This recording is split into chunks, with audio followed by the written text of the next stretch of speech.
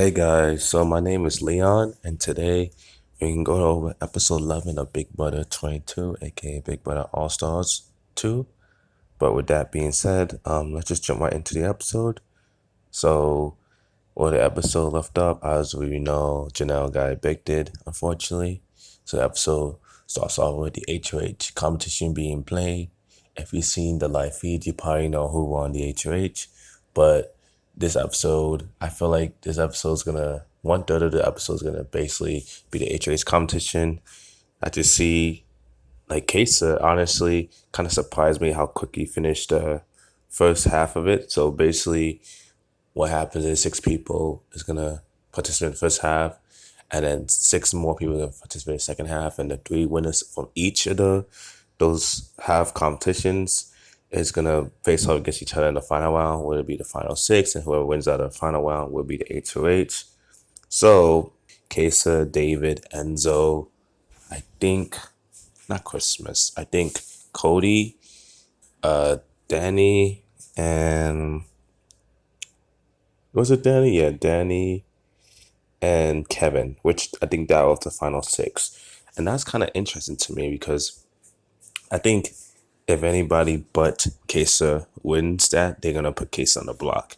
So as we all know, it became to a close finish.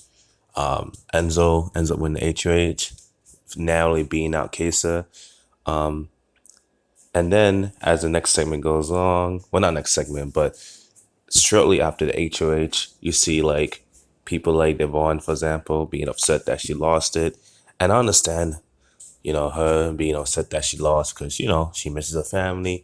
And early in the competition, Christmas was also wanting to win and then was upset when she was able to come out her first round. Because, when you're in the house for as long as you are for 2.5, 3 months, you get to miss your family. You want to win those HAs competitions so you get to see your family picture, get to read the letters and all that stuff. So I understand where Devon was coming from. Speaking of Devon was in the room by herself. Bailey comes in, and then as the boat was showing last episode, Janelle went home 9-2. So those two hinky boats thrown in, because with the majority house agreeing that Janelle needed to go, the basically it's supposed to be 11-0, but it ended up being 9-2. As we know, Danny and Enzo threw hinky boats, but they didn't know that the other was doing hinky boats. So it ended up being two, but those two were supposed to, Danny was trying to blame those two boats on Bailey getting the bond, which I don't think that's great context. I don't know. I think that was, I don't know. That's not great for Danny. But anyways, Bailey, Devon talk, and then Bailey's like, okay, Devon, keep your head up. But I'm gonna come out this room so people don't think that we do the hinky boats. So they immediately exit. And then, Danny, well, actually, a little before that, Danny and Cody talk. And Danny, well, not Danny, but Cody asks Danny, hey, did you throw the hinky boat on for Janelle to stay? And Danny lies terribly here. But Cody, Cody says, oh yeah, sure, I believe you. Cody knows that Danny was the one that threw the hinky boat because she talked about it with him. So at least she knew, she thought like Danny and Nicole would do the hinky boat together. But Danny's like, no, I didn't. And she still denies it. And we all know Nicole was not the second person to evict Kesa. And I don't think she would do it anyways because she and Janelle don't get along regardless, even for a strategic moment. It doesn't make sense for Nicole to do a hanky boat on to get Kesa out there. Anywho, Cody knows that Danielle's lying to him and whatnot. So Cody says, okay, cool, I believe you, but we know that Cody later talks about Enzo about this. But with that being said, more people come into the room, talk about Hinky Boat. So this time is Danny, Christmas, and Cody talk, and then Devon comes to talk about it with them, and then David comes and talk about it with them, and they, I think Kevin comes a little bit before David, but they immediately are sketched out by David. Like, what is David doing? How he's trying to act like he never do a Hinky Boat, and they become suspicious that David do the Hinky Boat. Well, we all know David did it, and everybody else knows David did it. So, you know, but they either way they're still sketched out by David for other reasons. Next segment, basically, Cody Enzo talk. Cody's like, hey, Danny and me were supposed to throw hinky boats on to, to Big Taser, but Cody was like, nah, he didn't want to do it. So he tells Enzo he thinks Danny was one of the hinky boats to throw on for Casey's leaving. Enzo's like, yeah. Of course you did. When Enzo knows he's the other one that threw the hinky boats, and Enzo does not tell Cody, which is not surprising. Enzo's trying to do his own game. He trusts Cody completely. Enzo is trying to win the game too. Anyways, going to the next segment. It talks about Kesa and Devon talk about how, how life has been going for them, how their faiths are, like how Kesa doesn't eat certain foods like turkey to honor his faith. And Devon also talks about her faith. And then Devon also talks about how the climate is for herself and other African Americans, and how it's like she has brothers that are worried that they to go are kind of worried that they'll be approached by release and be wrongfully treated, and it kind of makes Devon emotional, which I understand from Devon's point of view. It's not fair that especially in this climate, it's very hard to be African American during this time. So I understand Devon's pain, and as an African American myself, I can relate to her on this. I think this is good that Case and Devon had this talk.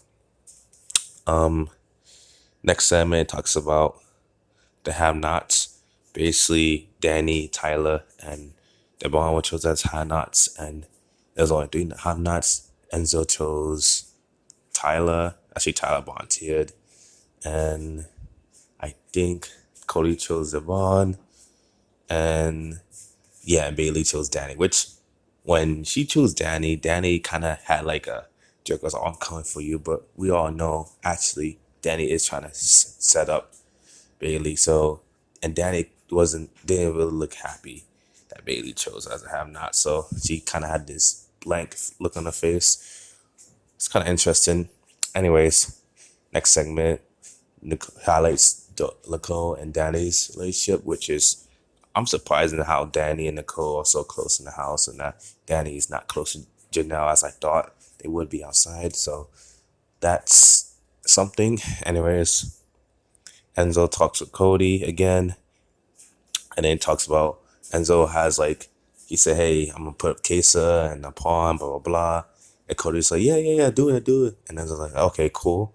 And Enzo, as we heard, before nominations, Enzo's talked to every house guest eventually, but in the episode, it only shows Enzo talking to Cody, Enzo talking to Kesa, and Enzo talking to Christmas. But speaking of Christmas, they highlight her punishment again here, how because she was saved by Enzo, that she had to take care of strawberries, and it's kind of like a segment of Christmas, making fun of her again, and I feel bad for Christmas.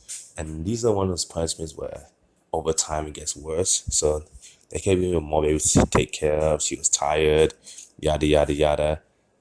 And I don't know. This segment was kind of weird to me. Anyways, back to Christmas talking to Enzo. Christmas tells Enzo about how she feels about some people in the house. Enzo's like, yeah, blah blah blah. Like I said before, he said he was gonna talk to everybody in the house, which he eventually does. It's just they don't show it in this episode. And just like, hey, he's gonna try to talk to everybody and see where the heads are at. And he doesn't wanna give away what he's doing yet. But he has some people in mind. And so you're gonna see who's trying to flip flop on him and yada yada. They mentioned David as pawn and Kevin as a pawn. See, and Chris was mentioned that Kevin doesn't really talk to her about game because she always hang with Bailey, getting the bond, blah blah blah. And then it goes to the nominations. Basically, Enzo nominates Kesa and Kevin as his pawn. I think those are fair nominations, and it looks like Kesa's gonna be the target here, but Kevin's a good pawn. If Kesa wins the veto, I think you would think that Enzo would do something like a big move, try to target a winner, more like Ian, possibly, or target like a big player like Danny. But we'll see what happens. Anyways, thank you guys for watching this video. Hope you guys enjoyed it. And more recaps coming soon. And adios.